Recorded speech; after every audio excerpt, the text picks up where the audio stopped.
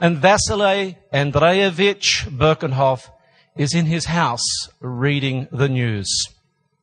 He notices an advertisement for sale. One forest. A forest? An entire forest for sale? Oh, what I could do with that! I could make houses. I could make a boat. I could sell the timber. The forest would make me the richest man in my village. He already was fairly rich.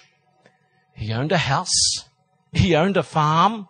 He owned a hotel. He was a member of the church. He was on the council. Vasily Andreevich Birkenhoff was an important person in the village of Kresty. But to be the richest person in the village, oh, wouldn't that be good? So as the master that he was, he summoned his man. His man was an elderly man. His name was Nikita. And whereas Vasily would wear a thick blue serge coat with brass buttons in the middle of winter, Nikita was reduced to a threadbare coat, to felt shoes, to mittens that were well worn.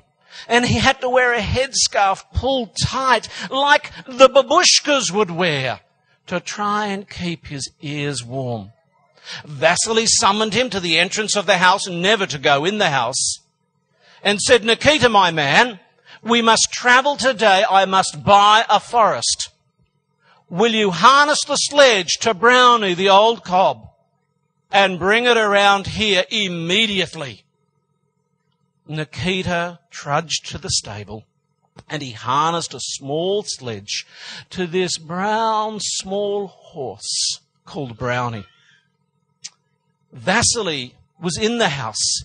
He kissed his wife respectfully and patted his little boy on the head. And his chest burst with pride, for today he was going to become the richest man in all of Cresty, because he'd be able to buy the forest. His wife wished him well. His son asked if he could go as well. But Vasily wanted space to contemplate his wealth, and so he just walked out by himself. Nikita had brought the sledge to the front. Vasily got in and sat at the back. There was straw and matting in the back of the sledge. It wasn't that comfortable, but Vasily could put up with such inconvenience. Nikita looked ahead of him down the road that they were to travel, and he noticed that there was a thick bank of cloud developing. It was grey, it was threatening. He also sensed that the temperature was getting colder. He sensed that the wind would start to blow. He could even see down the road swirls of snow.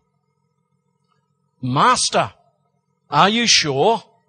"Yes, my man. Off we go." So the two of them in the sledge proceeded slowly down the road in order to buy the forest. After a while, Nikita's fears did materialize. It started to get more windy. The wind was more laden with snow.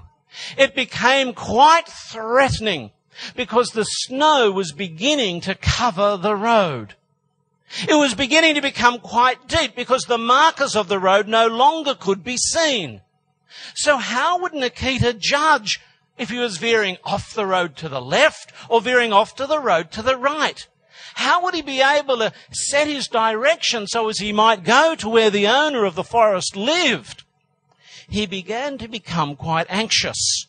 But he dared not share this with his master, for he knew his master was intent on buying that forest, and he would